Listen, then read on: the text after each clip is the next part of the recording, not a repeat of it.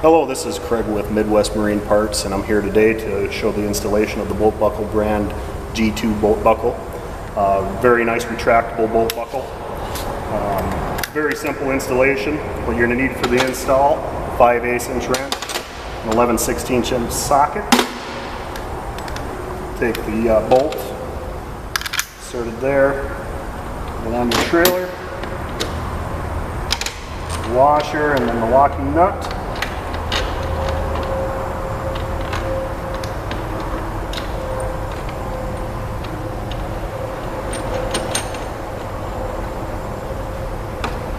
Take your 5/8 wrench,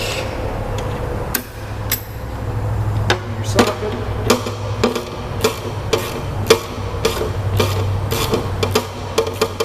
this is a real nice retractable option for your trailers. You don't have to worry about your straps when you're at the boat landing. Worry about putting them in the truck and taking them on and off. Very, very nice product that they have here. Just line that up nice. Tightening up the final few turns here. Get good and snug.